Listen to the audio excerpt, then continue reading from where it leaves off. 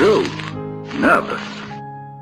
Very, very dreadfully nervous I had been and am. But why will you say that I'm mad? The disease has sharpened my senses, not destroyed, not dulled them. Above all was the sense of hearing acute. I heard all things in the heaven and in the earth. I have many things in hell. How then am I mad? Listen and observe how healthily, how calmly I can tell you the whole story. It is impossible to say how first the idea entered my brain. But once conceived, it haunted me day and night. Object? There was none, for I loved the old man. He had never wronged me, he had never given me insult, and for his money I had no desire. I think it was his eye. Yes, that was it. One of his eyes resembled that of a vulture, pale blue eye with a film over it. And whenever it fell upon me, my blood ran cold. So by degrees, very gradually, I made up my mind to take the life of the old man, and thus rid myself of the eye forever. Now this is the point. You fancy me mad. Madmen know nothing, but you should have seen me. You should have seen how wisely I proceeded, with what caution and foresight I went to work. I was never kinder to the old man than during the whole week before I killed him. And every night, about midnight, I turned the latch on his door and opened it, oh, so gently. And then, when I had made an opening sufficient for my head, I put in a dark lantern, all closed, so that no light shone out. And I thrust in my head. And when my head was well in the room, I undid the lantern cautiously, oh, so cautiously. I undid it just so much that a single thin ray fell upon the vulture eye. And this I did for 7 long nights, every night, just at midnight. But I found the eye always closed. And so it was impossible to do the work. For it was not the old man who vexed me. It was his evil eye. Upon the 8th night, I was more than usually cautious in opening the door. A watch's minute hand moves more quickly than did mine. When I was about to open the lantern, my thumb slipped upon the thin fastening, and the old man sprang up in bed, crying out, "Who's there?" I kept quite still and said nothing. For a whole hour, I did not move a muscle. In the meantime, I did not hear him lie down. He was still sitting up in bed, listening. Presently, I heard a slight groan, and I knew it was a groan of mortal terror. He had been trying to fancy them causeless. He had been saying to himself, "It is nothing but the wind in the chimney. It is only a mouse crossing the floor." But all in vain, because death, in approaching him, had stalked with its black shadow before him and enveloped the victim. When I had waited a long time without hearing him lie down, I resolved to open a little crevice in the lantern.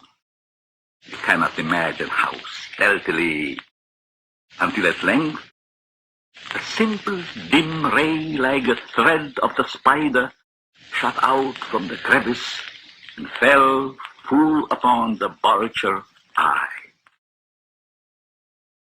was open. Wide open.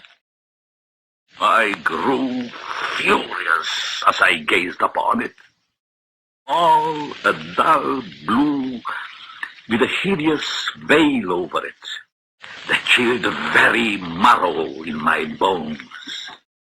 But I could see nothing else of the old man's face, for I had directed the ray precisely upon the damned spot. Then there came to my ears a low, dull, quick sound, such as a watch makes when enveloped in cotton. I knew the sound well. It was the beating of the old man's heart. It increased my fury. I scarcely breathed. I held the lantern motionless. I tried how steadily I could maintain the ray upon the eye. Meantime, the hellish tattoo of the heart increased. It grew quicker and louder every instant. The old man's terror must have been extreme. I thought the heart must burst. And now, a new anxiety seized me. The sound would be heard by a neighbor. The old man's hour had come. With a loud yell, I threw open the lantern and leaped into the room. He shrieked once, only once, for in an instant I dragged him to the floor and pulled a heavy bed over him. And I smiled gaily to find the deed so far done. But for many minutes the heart beat on with a muffled sound. This, however, did not affect me. It would not be heard through the wall. At length it ceased. The old man was dead.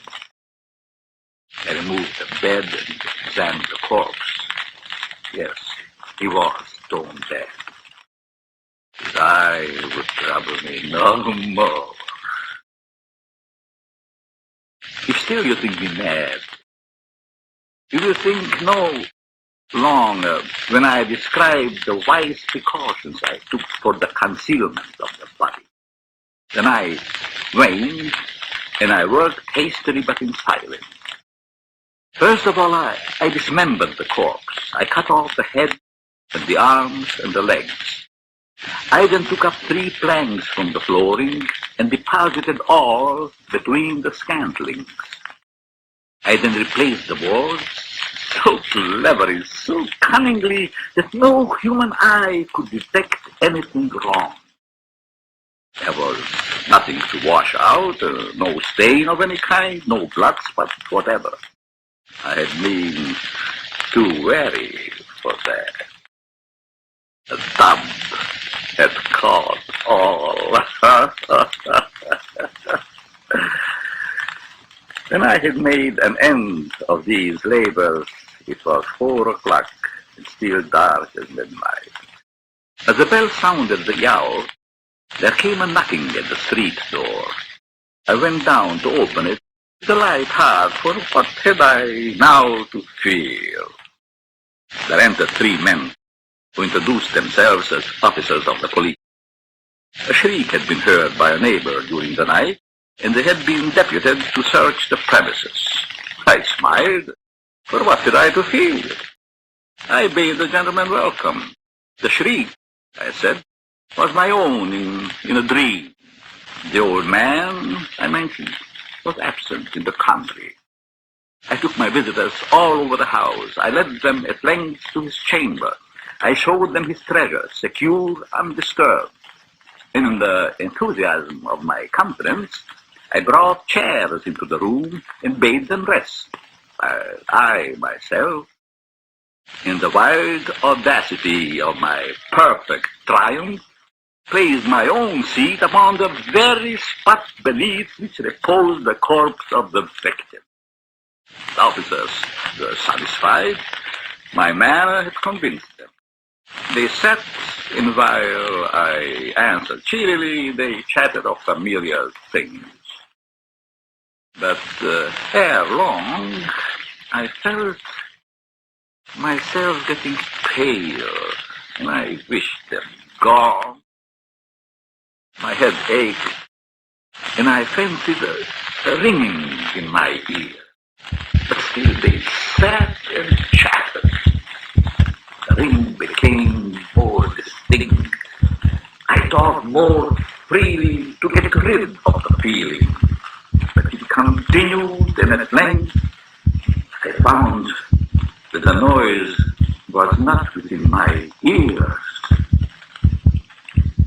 No doubt I now grew very pale, but I talked more fluently and with a heightened voice.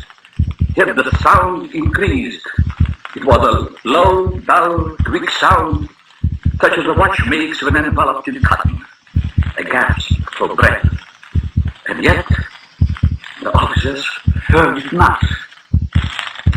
I talked more quickly, but the noise steadily increased. Why would they not be gone? I paced the floor to and fro with heavy strides, but the noise steadily increased. Oh, God, what could I do? I foamed, I raved, I swore. I swung the chair upon which I had been sitting and grated it upon the boards, but the noise arose over all. It grew louder, louder, louder. And still the men chattered pleasantly and smiled. All is possible they heard not. Oh, my God! No, no! They heard! They suspected! They knew! They were making mockery of my horror! But anything was better than this agony, anything! I could bear those hypocritical smiles no longer. I felt that I must scream or die. And now, again, hark, louder, louder, louder. Villains, I shrieked. I admit the deed. Tear up the plank. Here, here. It's the beat of his hideous heart.